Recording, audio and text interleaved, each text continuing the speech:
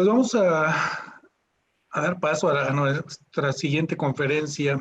Para nosotros es un gusto muy particular, es un honor contar hoy con la participación del arquitecto Salvador Reyes, del estudio Reyes Ríos más Larraín Arquitectos, por muchas razones.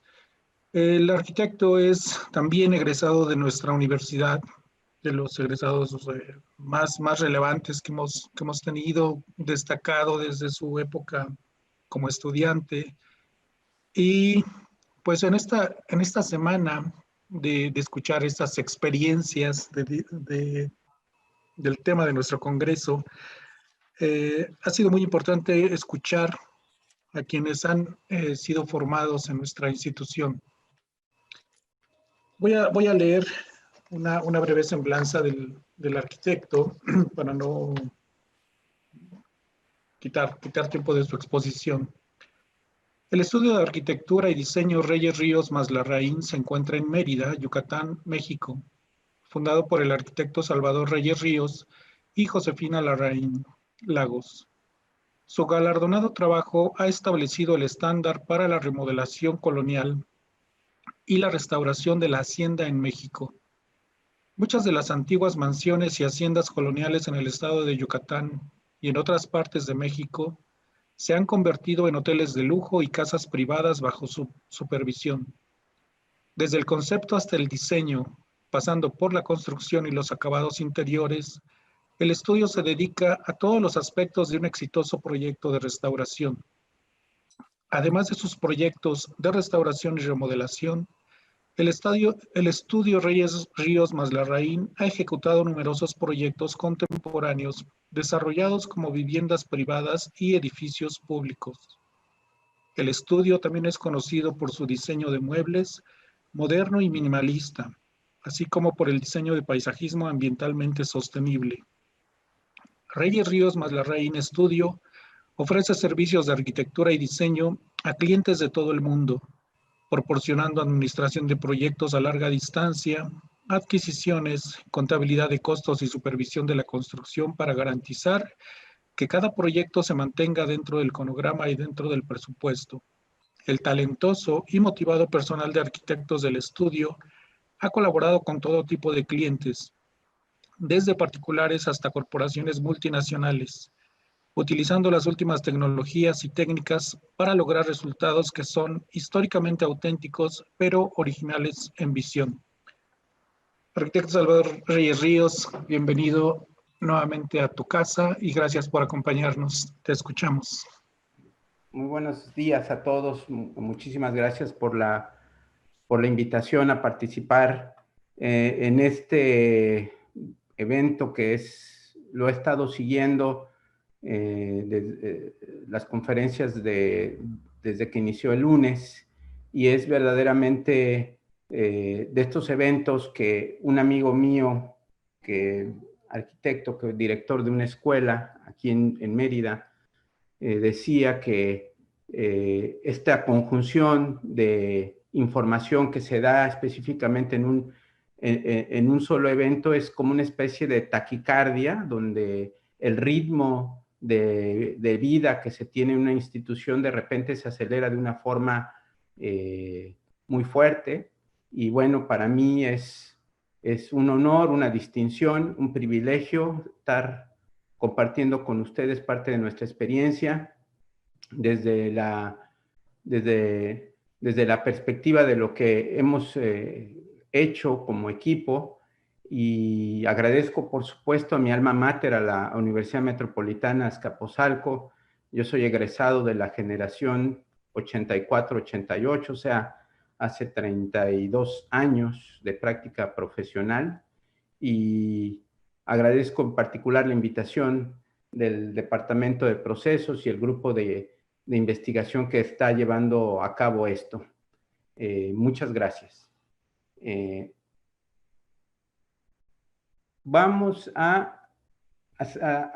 Quiero compartir con ustedes esta presentación que es a propósito del tema de este congreso, que tiene que ver con diseñar experiencias. en nuestro caso, la conservación de la memoria, quiero enfocarme en este tema como la construcción de una experiencia de conocimiento, y eso es mucho lo que hacemos en la oficina a partir del trabajo de intervención en patrimonio, el cual me quiero enfocar también en esta presentación. Primero y antes que nada, somos un equipo, somos un despacho pequeño, Josefina y yo, Josefina Larraín, mi socia, que además es mi esposa. Fundamos esta oficina unos años después de mi llegada a Yucatán. Yo estoy en Yucatán desde el año 96, hace 24 años. El estudio lo fundamos en el año 2001, o sea, hace ya prácticamente 20 años. Decidimos ser un despacho pequeño y para enfocarnos a un tipo de trabajo que tuviera mucha interacción con nuestros clientes, pero también poder aterrizar muy profundamente a los diferentes aspectos de un producto que se diseña de forma integral, es decir, no solamente con la visión de la arquitectura, sino también con la visión de todos los elementos que condicionan y que afectan y que hacen que un producto diseñado realmente resuelva un problema. Quiero con esta imagen agradecer a todos estos jóvenes que han pasado por la oficina y que han sido colaboradores, que han aportado su trabajo y que han tenido un compromiso con nosotros. Muchas gracias aquí los más viejos de la oficina somos Josefina y yo, por mucho, y es un equipo joven que nos mantiene jóvenes en la práctica. El objetivo de nuestro trabajo es básicamente el mismo objetivo que tiene el diseño como disciplina en general. Buscamos mejorar la calidad de vida de las personas a través del diseño y buscamos generar un impacto positivo en los sitios a partir de dos parámetros, su origen y el destino que va a tener el producto que hacemos.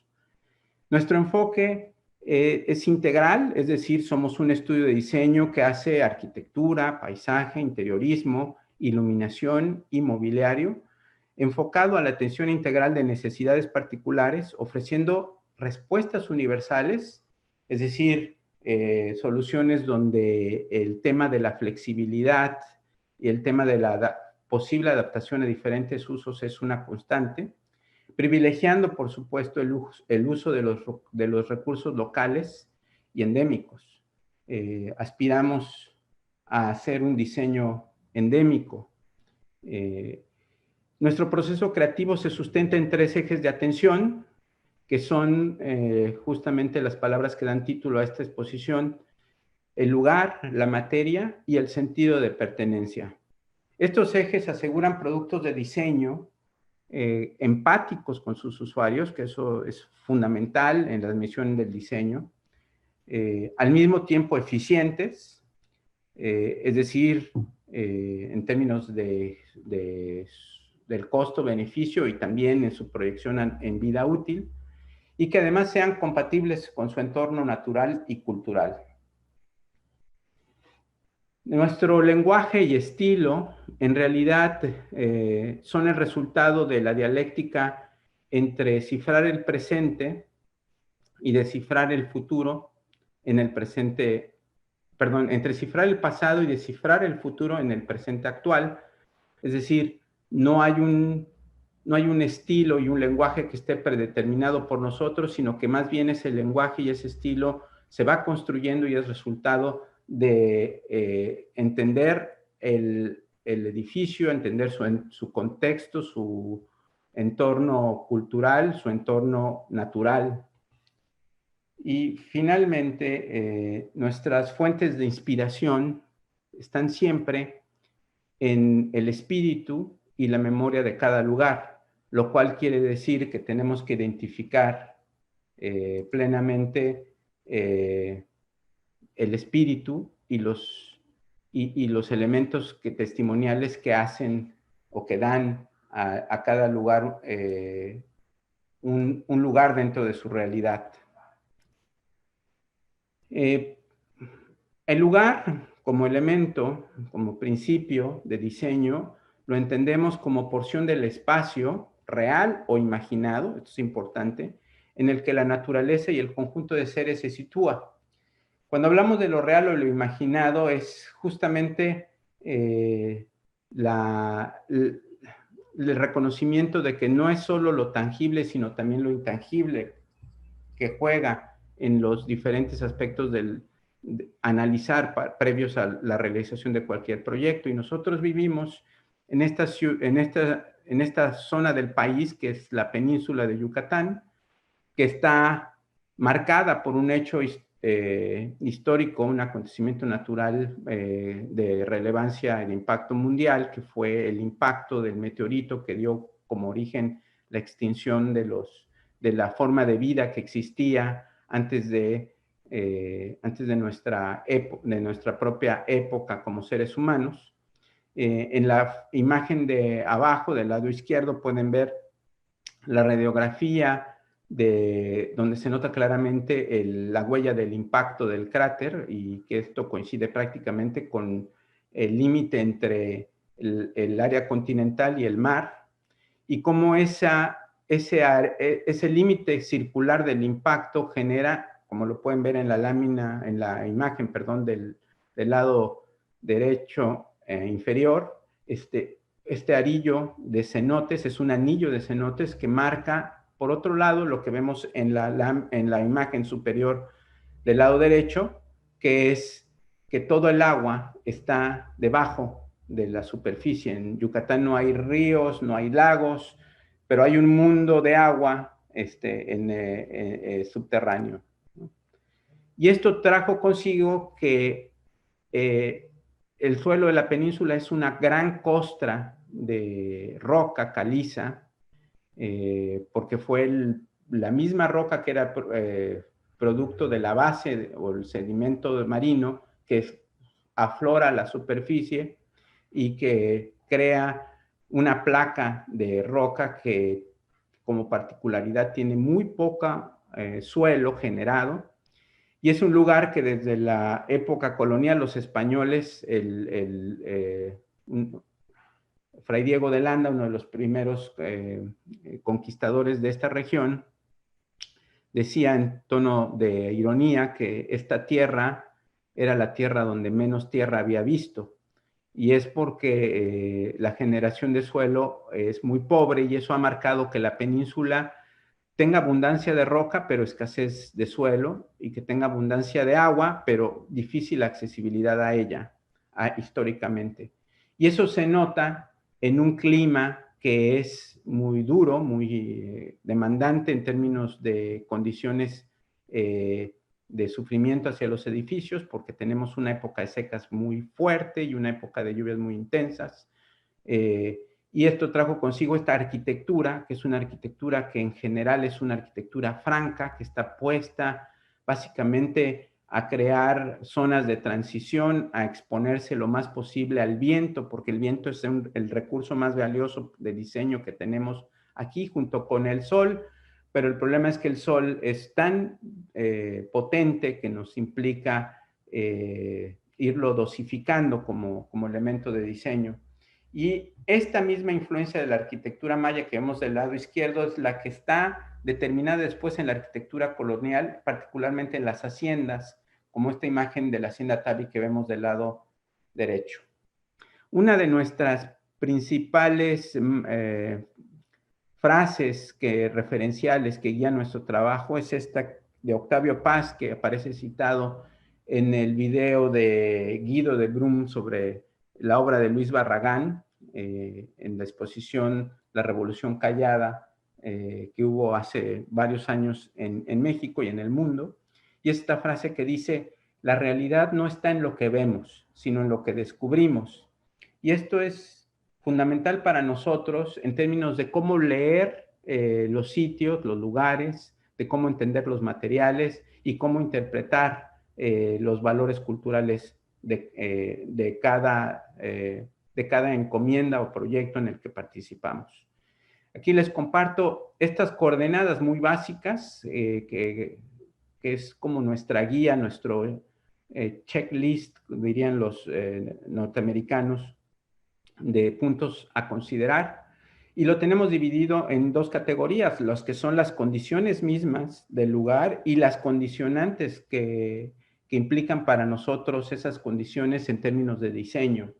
Son básicamente el paisaje con su topografía, la vegetación endémica, que es la que particularmente nos interesa, obviamente las orientaciones en términos de cuáles son más aptas o adecuadas para la habitabilidad, y por supuesto las visuales. El clima con su particular acento en el asoleamiento, porque el asoleamiento es una fuente de energía, lo mismo que el viento, y desde luego las fuentes de agua o el elemento agua. Estos tres son los principales fuentes que vemos como aprovechamiento energético. Y estos dos, que también son importantes en el lugar, que tienen que ver con un contexto natural leído como la suma de lo natural y lo edificado, pero específicamente en el contexto natural nos interesa entender el sitio en particular con sus diferentes escalas, y en el caso del contexto edificado, entender, identificar los elementos que han generado una memoria en el sitio y que han determinado una posible evolución en el tiempo. Si vemos esta imagen, esta es una de las haciendas que restauramos, la primera hacienda que me tocó particularmente dirigir la intervención, que es la hacienda Temozón Sur en el año 96. En esta imagen tomada del producto ya restaurado, quiero mostrar este lugar, el paisaje yucateco, que es básicamente plano, monótono, árido, y cómo esto genera una arquitectura que tiene que ser una arquitectura que no forma patios, que no tiene tipologías complicadas, sino que es más bien una arquitectura basada en las propias plataformas que te permiten leer el paisaje plano y de una forma distinta y apropiarse de él. Pero también entender que ese paisaje y esas haciendas se convirtieron en entes económicos y en entes sociales. Muchas de las haciendas, en el gran crecimiento que hubo histórico de la demanda del Enequén entre 1860 y 1920, hicieron que las haciendas se fundaran en sitios donde nunca hubo asentamientos anteriores en muchas ocasiones, y las haciendas mismas crearon asentamientos. Y puede verse también como la flexibilidad de los espacios, en este caso, el espacio de la casa, el edificio de la Casa de Máquinas con estos espacios porticados servían también para otro tipo de actividades de tipo comunitario. También entendimos en nuestras intervenciones, en este checklist de puntos a considerar, que la intervención en patrimonio o en cualquier proyecto en un sitio particular tenía que pasar por la revisión de su contexto, porque esto nos ayudaba también, nos ayuda siempre a entender y tener más referencias sobre los motivos que le dieron origen, y a incorporar muchas veces o reincorporar en la mayoría de los casos esos propios elementos como parte del proyecto mismo puntual de intervención, y crear una serie de sinergia que vuelva a restablecerse en términos no solo de arquitectura, sino también de recomposición social. Aquí una imagen del pueblo de Temozón. Lo que está marcado con achurado es la hacienda, el casco de la hacienda, y todo lo que se ve con esta simbología de triángulos y rectángulos son los diferentes tipos de casa que se construyeron y el trazo del pueblo que se hizo a partir de la época enequenera. Cuando hablamos de entender el espíritu de cada lugar, nos enfrentamos a este tipo de situación donde, por un lado, existe un escenario que tiene una historia. En el caso de esta intervención en la hacienda Guayamón del año 98, este espacio se encontraba abandonado y se hizo una investigación por protocolo de restauración, haciendo calas en pisos, en muros, cuando hay techumbres, lo hacemos en las techumbres también, desde luego, y lo cotejamos con la investigación histórica, es decir, hacemos dos tipos de investigación, la investigación que se hace del edificio mismo como fuente de información y la información que se da documental para tener referencias históricas y ir rescatando referencias sobre lo que fue el edificio. Y en este caso, este espacio era una fábrica de hielo que nunca se llegó a techar. Cuando hicimos las calas de suelo, nos encontramos que había cámaras que estaban rellenadas, es decir, ya había habido una excavación previa para la fábrica de hielo, tener los contenedores para conservar el hielo. Y esto nos dio los elementos para encontrar la vocación y la aptitud de este espacio para un nuevo uso, que fuera no solo compatible, sino de que además potenciara la conexión entre la memoria de un sitio histórico y su proyección en el futuro con el nuevo uso. Y por eso aquí pusimos la alberca. La alberca nos permitió, tuvo sentido porque esas columnas existían, los muros existían, teníamos la excavación ya hecha, representaba un ahorro económico, pero al mismo tiempo representaba la fusión de estos dos significados, ¿no? El industrial y el de hospitalidad hoy en día. Los demás los voy a repetirlo más rápido para básicamente hacer anotaciones de lo mismo, como espacios de este tipo, con estrategias en función de su escala, ¿no? El que vimos de la hacienda Temozón, digo Guayamón, es un espacio abierto para una escala de todo el conjunto del casco. Este es unas bodegas en la hacienda Sachiche en el año 2002, que reconvertimos en un espacio habitacional. Aquí lo que hicimos en este manejo de escalas, pueden ver en la foto de la izquierda, de la derecha de la intervención, hay un friso que en realidad es un enmarcamiento de testigo de la pátina del tiempo que fue adquiriendo los muros que perdieron su techo en algún momento. El techo que se ve en la izquierda no es el original, pero la huella, la pátina de toda la exposición a la intemperie quedó ahí y la resignificamos incorporándolo a la restauración en una posición que además nos ayuda a reducir la altura del techo para darle una escala más humana, porque este espacio tiene 8,50 metros de altura. Todas nuestras intervenciones bajo esta idea de entender el lugar y todas las coordenadas del contexto natural y el contexto edificado nos lleva a hacer que nuestras intervenciones, en nuestras intervenciones lo nuevo no se entiende si no está referido a lo antiguo, y al mismo tiempo lo antiguo adquiere un nuevo significado y un nuevo valor a partir de los elementos nuevos que nosotros agregamos. Es decir, hay una dialéctica entre el pasado y el presente a partir de estos elementos.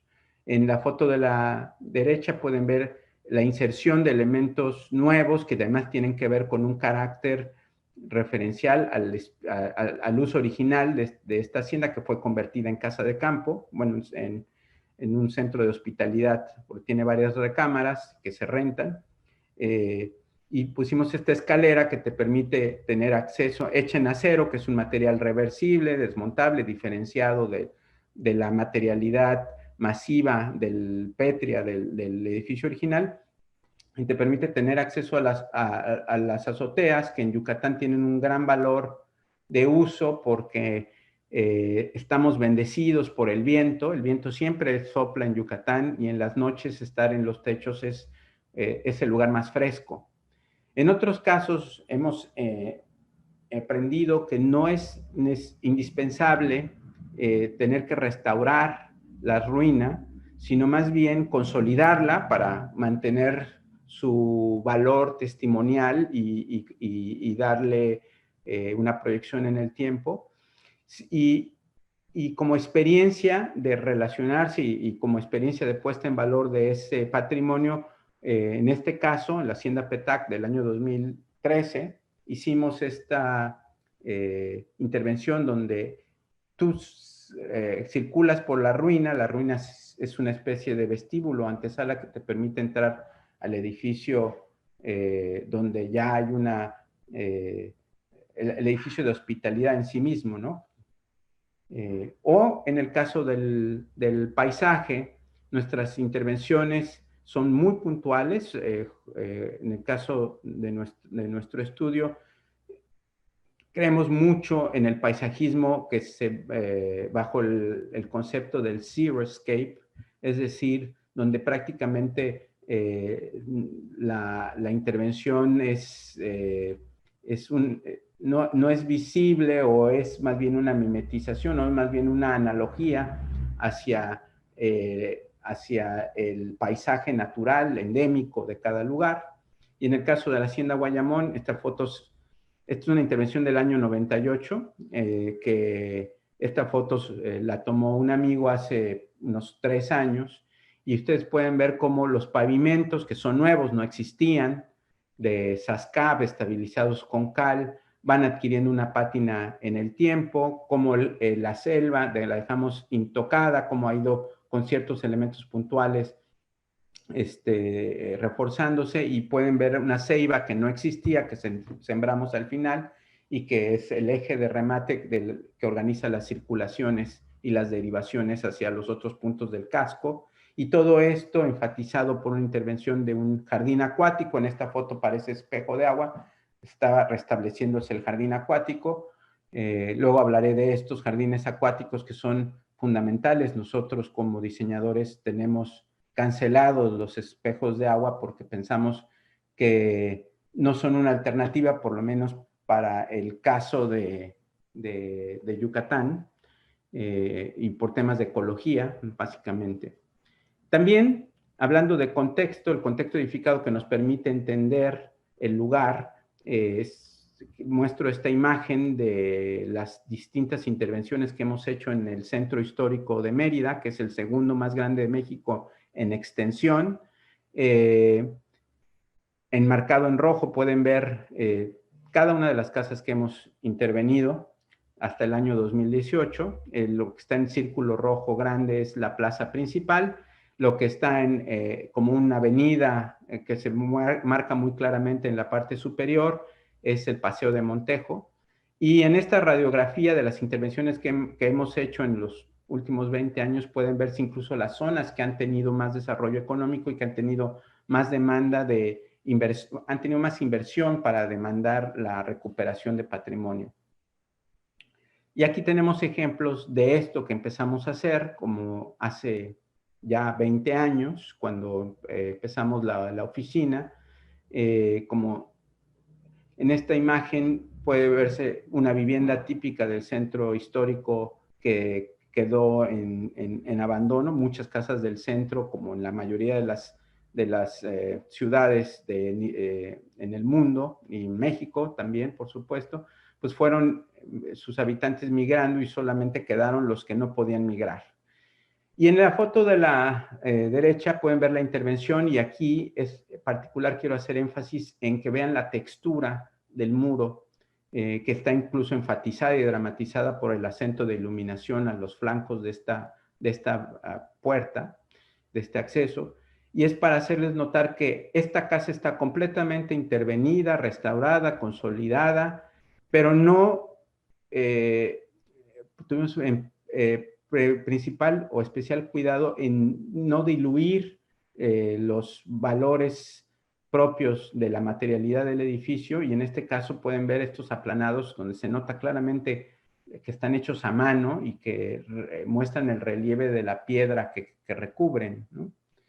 O en el caso de las haciendas, espacios de gran valor como este patio de tendido, que eran fundamentales para guardar el oro verde de la hacienda, y que después se convirtieron en espacios que quedaron disponibles para hacer intervenciones, ¿no? En esta planta que hicimos de la hacienda Sachich, pueden ver el edificio histórico del lado izquierdo. En la parte central superior está el patio de tendido, donde se colgaba toda la fibra de nequén que se producía, que se raspaba en la maquinaria. Y en el extremo del lado derecho pueden ver la nueva construcción que hicimos, que es una arquitectura contemporánea planteada en ese terreno y que nos llevó al dilema de cómo hacer una inserción de arquitectura contemporánea en un espacio que tenía un carácter muy definido y un valor material también importante. Y ahí pueden ver la foto de ese patio tendido con este muro de 3 metros alrededor de piedra y la inserción de la arquitectura contemporánea que hace un repliegue. Creemos mucho, hablando de tangibles e intangibles, que en el diseño y particularmente en el diseño arquitectónico se puede hacer arquitectura con llenos y con vacíos. Aquí el eje principal, el eje longitudinal de este espacio, pues es un vacío, es un espacio que permite tener una experiencia de visualización de toda la dimensión del espacio original, a pesar de la inserción del edificio completo, y al mismo tiempo tener relevancia sin tener que llegar a un espacio que estuviera delimitado por sí mismo. O en el caso del Palacio de la Música, un proyecto de los más importantes que hemos hecho por el impacto que tiene en la ciudad de Mérida, una colaboración que hicimos con otros 3 despachos en el año del 2000, bueno, terminamos en el año 2019, y esto también de las referencias a los elementos preexistentes. El edificio es un monolito cuadrado que se va teniendo una serie de sustracciones, un patio que tiene esta forma curva para convertirlo en un patio acústico, pero que está alineado en el eje de la cúpula de la Iglesia de la Tercera Orden, al que mencionaré rápidamente más adelante, que está del lado derecho. Hablando de la materia para nosotros es definido tal cual enciclopédicamente, es un componente principal de los cuerpos, que es susceptible de toda clase de formas y de sufrir cambios, y que se caracteriza por sus propiedades físicas o químicas perceptibles a través de los sentidos. Esto es la definición enciclopédica que nosotros aislamos por la parte que nos interesa. Así como esta definición que dice que la materia es parte física de la realidad en contraposición al espíritu. Nuestras coordenadas aquí son en las condicionantes los materiales físicos y los materiales culturales, con sus correspondientes condicionantes. En lo físico está la luz natural, el agua y la tierra, y en los culturales está la técnica y la tecnología, pero también la mano de obra como la capacidad de poder desarrollar técnicas y tecnologías. Y el tema de la Casa Maya nos parece un caso representativo, emblemático de esa síntesis de conocimiento entre lo material y el lugar. Y es esta estructura que es unitaria, que es básicamente un monoambiente, como dirían nuestros colegas en Argentina, donde la diferencia entre estos 3 ejemplos tiene que ver con la disponibilidad de los recursos. La técnica es la misma, la techumbre se hace exactamente de la misma forma, pero los basamentos van variando en función de la disponibilidad de los materiales en el lugar. Desde el lado izquierdo, que es una casa que está en el norte de Mérida, en el norte de la península, donde el suelo es muy pobre, hasta la del lado derecho, que es una casa maya en el sur del estado, donde hay mucho más tierra y la selva es más alta. Pueden ver la disponibilidad de más tierra, que incluso es parte del recubrimiento. Pero también, como parte del estudio de la materia, nos ha interesado mucho la economía de recursos que hace posible edificar una estructura llevando sus elementos a la mínima sección.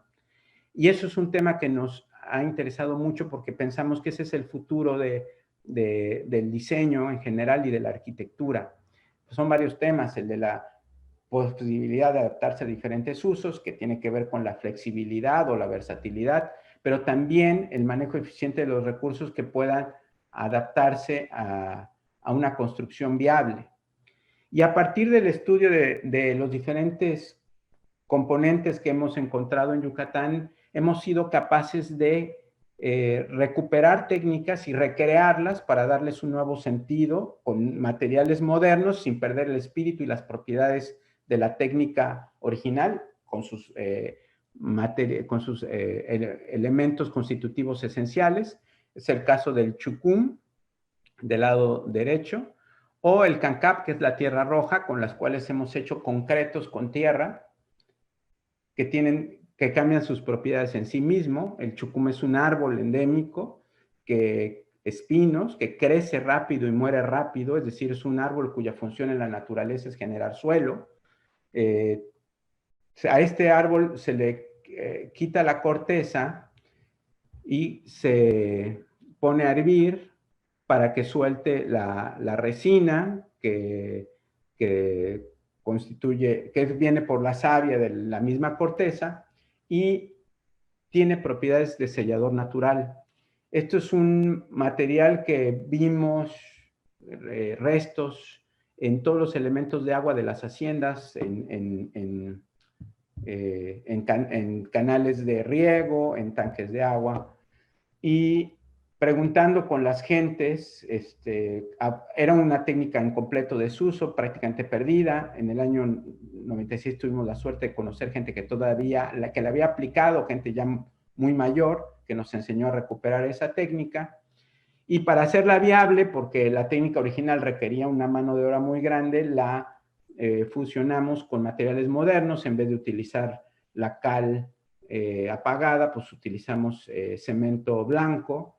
En vez de utilizar SASCAP, utilizamos polvo de piedra caliza, que tiene el mismo componente calcáreo y que nos permite que haya una buena unión entre la resina y los materiales agregados. Y con ello pudimos hacer esta hacienda del año 96, nuestra primera intervención, donde hay un homenaje a la ingeniería hidráulica de las haciendas de Yucatán y al mismo tiempo hecho con este material, recubrimiento, esta piel del chucum, y pueden ver que el color es prácticamente idéntico al de la piedra calcárea. Son al final del día parientes y tienen un aspecto unitario. En el año 2007, 2008, empezamos a hacer esta casa, que es la casa que mencioné en el patio de tendido, que es nuestra primera construcción donde el chucum ya pasa a utilizarse de manera extensiva, no solo en los recubrimientos de agua, como fue la alberca de Temozón, sino ya en muros, pisos y techos, en los baños, porque las propiedades de este sellador natural es que producen un recubrimiento, un estuco que tiene características impermeables. Y el conocimiento de la técnica lo hemos llevado incluso a arquitecturas de otra escala. Con el conocimiento pleno de las limitaciones de la técnica, hemos diseñado edificios donde están recubiertos con este material natural que implica, entre otras cosas, cero mantenimiento y una vida útil proyectada a por lo menos más de 20 años, que es lo que nosotros tenemos de experiencia registrada en buenas condiciones con este material. Y pues hemos hecho en este edificio de departamentos en Playa del Carmen del año 2014 despieces de aplanados. Es un término que suena incluso curioso, ¿no? Hacer despieces de aplanados. Y el caso del cancap, que es un material abundante, no es una arcilla, no es un barro, es un material con alto contenido orgánico.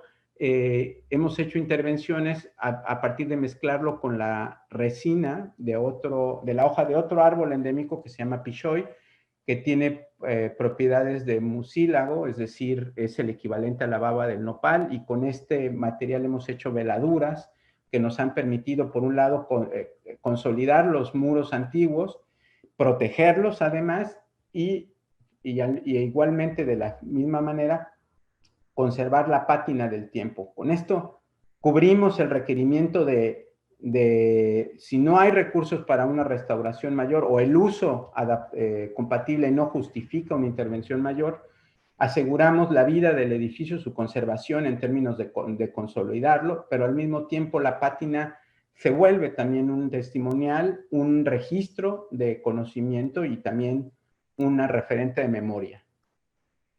Y finalmente este tipo de materiales como el concreto, mezclado con tierra, que hemos hecho para poder significar un material contemporáneo dándole un toque endémico, del cual hemos hecho pruebas de resistencia porque nos hemos enfrentado al hecho de que el concreto con tierra, de hecho, nuestros ingenieros nos decían que echarle tierra al concreto es un pecado capital dentro de las estructuras, pero con esta mezcla y análisis de laboratorio logramos un concreto que tiene estas características, deja de ser un material de aspecto frío para ser un material cálido y pasa a cambiar sus propiedades también térmicas. Es un material que tiene menor conductividad de calor y también el material como tal hemos utilizado para convertirlo en elementos que constituyen parte de la arquitectura contemporánea dentro también de las intervenciones que realizamos.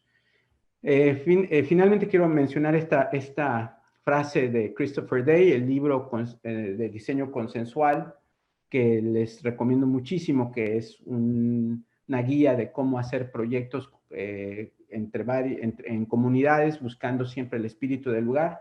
Christopher Day lo que dice es que los lugares son materia, pero que es el espíritu lo que nos debe interesar, y el cómo este espíritu está influenciado en el por qué y en el cómo la gente usa los lugares. Y esto nos lleva al último punto que quiero mencionar, que es pertenencia. El sentido de pertenencia es el sentido de identificación con todo aquello que reconocemos y adoptamos como propio. En diseño, este sentido se construye a partir del reconocimiento de elementos, materiales y lenguajes, a partir de signos y valores particulares con un lugar y con su cultura. Y nuestro mapa de rutas son en las condiciones estudiar lo local, lo social, lo individual y lo inmaterial, con sus respectivas condicionantes. En lo local lo que buscamos es el espíritu de ese sitio, es decir, para poder entender dónde es sensible, dónde podemos hacer más o menos daño, porque toda intervención humana implica por sí mismo un impacto. Cuando hablamos de impactos positivos, evidentemente estamos hablando de impactos que no tienen consecuencias mayores a largo plazo. En lo social están los usos y costumbres, y muy importante para nosotros el tema de los pactos colectivos. Nosotros tenemos muy claro que muchos de los efectos de la globalización del conocimiento los efectos negativos de la globalización del conocimiento está en que se han diluido los pactos colectivos que nos daban sentido individual y al mismo tiempo sentido de pertenencia en lo colectivo. Y eso tiene que ver con la identidad personal, que no la podemos perder dentro de este contexto de la colectividad. Y en lo inmaterial está la memoria, la semiótica y el tiempo, porque la semiótica al final de cuentas es, en términos de diseño, muy importante como transmisión de un discurso o de una historia.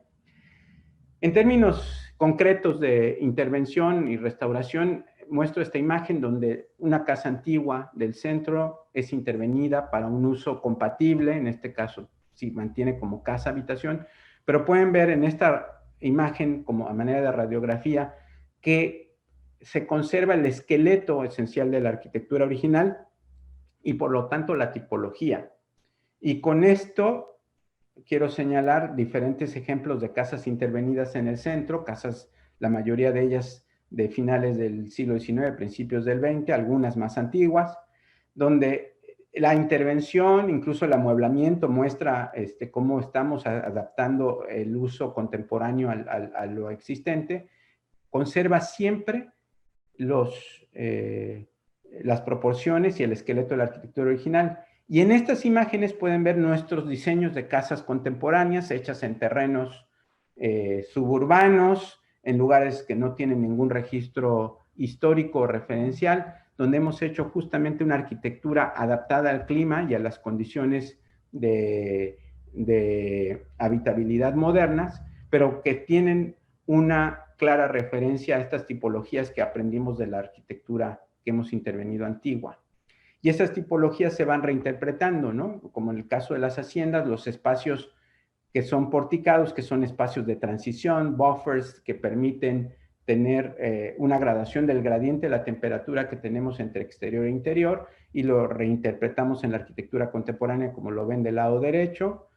Y estos mismos elementos de protección en un estudio muy claro de proporciones y de asoleamiento nos da la dimensión de la arquitectura en sí misma. O en el caso de la hacienda Bacoc,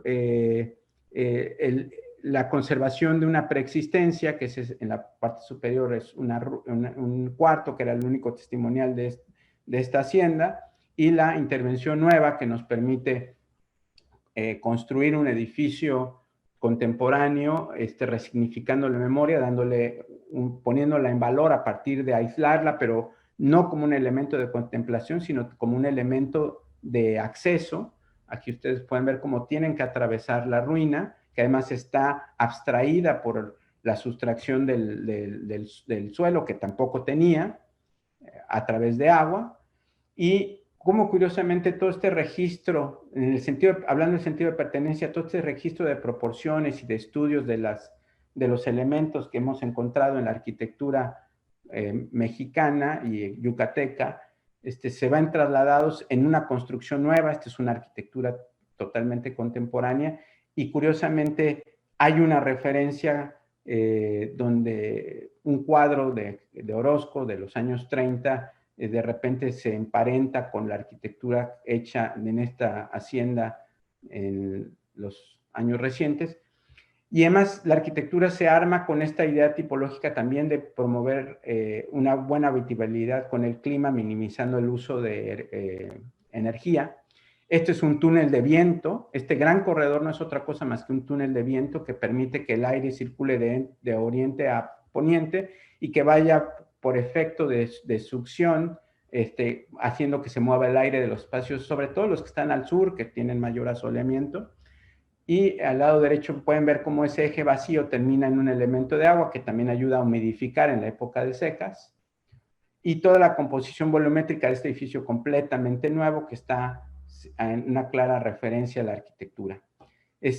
Ya estoy en 40 minutos, pero si me dan 10 minutos más o 15 minutos más, termino. El Sí, caso del Palacio... ¿Perdón? Tenemos un poquito más de 7 minutos para que inicie la segunda. Tenemos unos 10 minutos, 12 minutos, tal vez, arquitecto. Gracias, Moisés. Perdón, arquitecto, perdón, Moisés, podemos ser un poquito más amables para que tampoco te afecte a ti el retraso que traemos. Entonces, en unos 7, 10 minutos podrías terminar. Ok, muchas gracias. Pero perdemos preguntas, eso sí. Bueno, ofrezco responder las preguntas, aunque sea fuera del tiempo, ¿no? El caso del Palacio de la Música es un caso muy particular donde se fusionan estos tres elementos del lugar, la materia y el sentido de pertenencia. Toda esta idea de la construcción de un discurso a partir de estos tres elementos pareciera que a lo largo del tiempo fue una preparación para este proyecto que nos encargan en el año 2015, y en uno de los lugares más sensibles de Mérida, que es en el Círculo Verde, pueden ver la plaza principal con la catedral a un costado, y nosotros estamos en la segunda cuadra del corazón de la ciudad, atrás de un edificio colonial, una iglesia del siglo XVIII, y donde existía un edificio contemporáneo construido para hacer el Congreso del Estado, de los Diputados del Estado de Yucatán. Ese lugar fue un antiguo colegio, el Colegio de los Jesuitas. Curiosamente, el terreno donde hicimos nuestro edificio por mucho tiempo fue el huerto de la escuela, entonces nunca se construyó hasta el siglo XIX. En la investigación documental fuimos encontrando justamente estas situaciones. Hasta el 1861 no había nada construido. Ya en esta foto de 1900, principios de 1902, 1903, se puede ver el mismo edificio que ya tiene una construcción más de aspecto colonial. y en el extremo derecho pueden ver la construcción porfiriana que se hizo, que era un hotel. Desafortunadamente, ese hotel fue demolido, comprado por una compañía de seguros del centro de México que decidió hacer este edificio de varios niveles. En la foto de la izquierda pueden ver el Templo de la Tercera Orden, que es el que colinda con nuestro edificio actual. Y en la foto del lado derecho pueden ver la perspectiva del Templo de la Tercera Orden desde la calle. Y esto, afortunadamente, ese edificio nunca se terminó, se abandonó y colapsó sus pisos superiores, lo cual obligó a que lo demolieran, lo expropiara el gobierno del Estado o el gobierno federal y se lo entregó al gobierno del Estado. Y el gobierno del Estado decide hacer este edificio que se ve en el extremo del lado izquierdo, que es un edificio porticado, un edificio que se implantó, y esto es importante decirlo, que se implantó desde un proyecto que vino del centro de México, por un arquitecto del centro de México, un edificio que nunca se socializó, y es un edificio que increíblemente cuando nos encargan el proyecto, ahí pueden ver el templo el anexo del Templo de la Tercera Orden con estos cinturones o marcos de concreto que se le pusieron en la época que construyeron el edificio del Congreso para estabilizarlo, aunque es una solución verdaderamente invasiva, ¿no? Y nosotros evidentemente recuperamos eso, quitamos eso y pusimos otro tipo de consolidación. En la foto de la derecha pueden ver el edificio de cómo se encontraba, pero aquí el tema de la azotea era importante para nosotros porque siempre lo hemos trasladado como una quinta fachada que además es un espacio habitable. Y nuestro proceso de diseño en conjunto con el INAH, que aquí fue muy importante la participación del INAH, nos llevó a hacer este tipo de estrategias, estos tipos de premisas de diseño, la huella. Cuando digo, para terminar el tema del edificio del Congreso, un edificio que no tiene sentido de pertenencia en lo social es un edificio que increíblemente está expuesto a ser demolido. Nosotros en algún principio planteamos que este edificio del Congreso lo podríamos reestructurar y remodelar bajo esta idea de reciclaje, pero fue increíble cómo unánimemente la sociedad y las instituciones, el INE y el gobierno dijeron hay que tirarlo. Pueden ver el tema de este bloque que se alinea en alturas, que después rescata el tema tipológico a través de un patio. Ese patio no es cerrado, porque en los patios en Yucatán no son usualmente cerrados porque encierran o disminuyen la circulación del viento. Y a partir de eso, nosotros propusimos algo que es muy importante, que es que el edificio público se convierta también en una extensión del espacio público, es decir, que el rescate, que la construcción de un nuevo edificio público en esa zona de la ciudad fuera también un rescate de espacio público. Es un edificio permeable que se puede circular por todos lados. Y finalmente el patio se convirtió en un patio acústico para que también haya actividad social ahí, porque tiene acceso libre por cualquier lado. Y la azotea, que es un espacio también donde se pueden hacer reuniones, eventos y donde hay una lectura del centro histórico que pone en valor el patrimonio. En esta sección se puede ver claramente cómo los tres elementos constitutivos del proyecto, que son el acervo, la sala de conciertos y el museo está debajo de la calle para poder tener la circulación libre de un patio y plaza pública. Estas son imágenes de la construcción. Su materialidad es pétrea, por clara referencia a los edificios que tenemos coloniales al lado. La semiótica de su fachada está establecida por el lenguaje de las cintas de pianola. De hecho, la música que está grabada en ese lenguaje en la fachada es la música de Armando Manzanero, que es el ícono de la arquitectura popular, perdón, de la música popular yucateca, pero es también un edificio que es muy masivo hacia el exterior, pero en su propio interior es ligero para poderse abrir a las perspectivas del edificio histórico y de su contexto histórico, un edificio que pasa al final del día de esta situación del lado izquierdo a la que vemos, del lado derecho a la que vemos del lado izquierdo, es el mismo ángulo prácticamente. Y pues, no voy a pasar el video porque ya no hay tiempo. Solamente termino con esto, diciendo que en términos de intervención del patrimonio, para nosotros el concepto de palincesto, desde una perspectiva contemporánea, es lo que guía nuestra aproximación a las intervenciones en patrimonio, y que se trata básicamente de un trabajo que va desvelando capas de memoria del propio edificio como una ofrenda al futuro. Y rápidamente, termino en 5 minutos, voy a dejar nada más imágenes libres de cómo fuimos interviniendo este conjunto, que es una de nuestras obras más recientes, donde hay un respeto siempre por las escalas, donde las intervenciones nuevas tienen una subordinación ante esta arquitectura fantástica de este casco. En esta imagen pueden ver la intervención de paisaje. Aquí hicimos el trabajo de restauración, adaptación, paisajismo, donde elementos preexistentes adquieren un nuevo significado sin perder sus proporciones y sus referencias y sus conexiones con la memoria.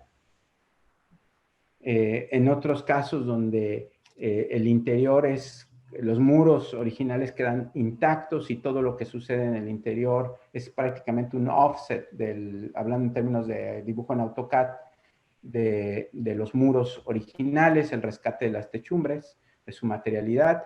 Así es como encontramos la construcción, así es como la dejamos. Hay una recuperación de pisos, resignificación de elementos, las texturas se conservan como testimoniales de memoria, con los pocos registros que teníamos. Por ejemplo, en el primer arco del lado izquierdo pueden ver los restos de esta celosía de madera.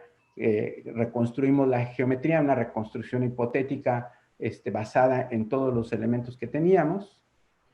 Lo mismo sucede en las intervenciones en pisos, que están resignificados, rescatando los originales con los nuevos, las intervenciones contemporáneas para los nuevos usos, por ejemplo, en la cocina o en el pantry, donde hay una diferenciación entre lo nuevo y lo antiguo, o en los salones principales, donde hacemos esta misma operación de dejar los testimoniales, de recuperar los colores en las diferentes capas cromáticas que fuimos identificando a través de las calas, o en el caso de elementos muy sensibles, como esta capilla extraordinaria con pintura mural de gran calidad, cómo convertirlo en un espacio habitable, en una habitación de hospedaje. Hicimos esta propuesta.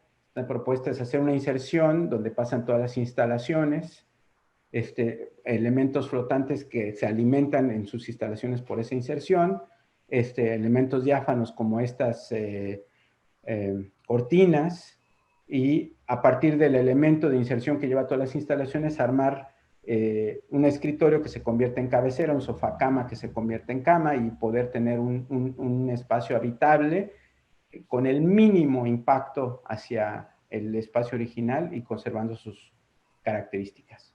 Finalmente termino ahora sí diciendo que, y esto lo escribí justamente antier, después de escuchar varias de las intervenciones de los ponentes, porque coincidió mucho con esto que creemos, y lo que decimos aquí es que el talento es deseable y la educación necesaria, pero ambos atributos son insuficientes por sí mismos. Nosotros tenemos claro que para tener éxito en cualquier emprendimiento humano, la determinación y la perseverancia son indispensables. Para quienes quieran saber un poco más de nuestro trabajo, está este libro que se publicó en el año 2017 por Arquine, está en 2 versiones, en inglés y en español. Se llama igual Reyes Ríos Larraín Arquitectos, y les agradezco mucho la presentación. Nuevamente, para mí una obligación, un privilegio y un honor poder estar aquí, compartir con mi alma mater mucho de lo que me ha dado, de las herramientas que me dio en la licenciatura, en la maestría que estudié de diseño con especialidad en conservación de patrimonio. Muchas gracias. Gracias, arquitecto. Claudio, sugeriría si nos permiten unos minutos adicionales para que le dijeran a nuestro siguiente invitado vía un mensaje privado aquí en el chat, que nos permita unos 5 minutos por lo siguiente. Y también una disculpa a la doctora Roselena, que pues, estábamos programados para participar conjuntamente. Voy a hacer un par de comentarios y excepciones al protocolo que normalmente tenemos. Debo decir que si bien nosotros contactamos al arquitecto Salvador Reyes, la invitación realmente fue de uno de nuestros alumnos que hace un año más o menos nos presentó como un caso de estudio el trabajo de Reyes Ríos Larraín. Y en ese momento asumimos como un compromiso el poder invitar al arquitecto. Esperábamos que fuera en las instalaciones de la UAM, lo cual no ha sido posible, pero bueno, creo que la maravilla de la fotografía nos ha permitido conocer en buena medida este trabajo. Entonces, le pediría a Manolo si puede abrir micrófono y unos 2 minutos, Manolo, para que tú seas quien cierre esta actividad. Muchas gracias, arquitecto. Y bueno, Salvador. Hola, Moisés, ¿qué tal? Es Manuel Tuda. Sí. Bueno, primero, Adelante, obviamente agradecer Manuel. Gracias al arquitecto, obviamente, Moisés, por la apertura del micrófono y también la oportunidad, que he aprendido mucho de él. Pero también, arquitecto Salvador, nosotros lo conocimos una vez en una conferencia, me acuerdo, en el World Trade Center, y fue algo muy padre como introducirnos a su trabajo, y creo que ahora un poco más maduro, conforme ha avanzado el tiempo, me ha dado muchísimo cuenta el bien que existe cuando hay arquitectos como usted haciendo trabajo en nuestro país, ¿no? No sé, yo pensaba en muchas cosas, o sea, por ejemplo, pensaba mucho en Louis Kahn al momento justamente que usted nos enseña como estos muros hechos, pues con estas técnicas antiguas, ¿no? Louis Kahn dice que hay que preguntarle a un ladrillo qué quiere ser, y yo cuando veo su obra pienso que usted lo que hace es más bien ver como estos elementos preexistentes, preguntarles qué fueron y qué quieren ser, y de ahí basarse su obra, ¿no? Que creo que es un excelente ejemplo de arquitectura de resistencia, o sea, hablando como de regionalismo crítico de Kenneth Frampton, en la cual, o sea, usted interpreta perfectamente las tradiciones del pasado, pero atreviéndose a hacer cosas modernas de una forma, yo creo que increíble. Y pues primero agradecerle que haya dado esta magnífica conferencia, y pues mi admiración, pues más profunda, y pues muchas felicidades, y pues ojalá sirva para todos los chavos que están como ahorita escuchando como motivación a que pues usted estuvo en los pasillos donde nosotros cruzábamos todos los días, ¿no? Y que podemos llegar igual que usted, yo creo que muy lejos. Y muchas gracias.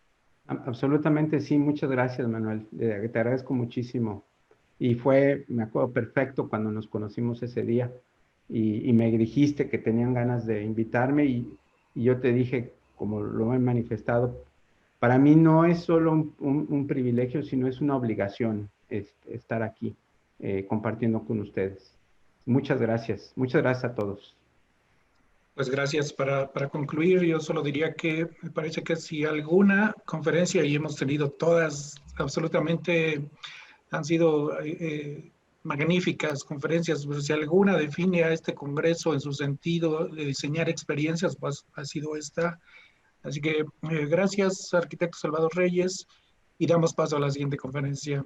Muy amable. Muchas gracias.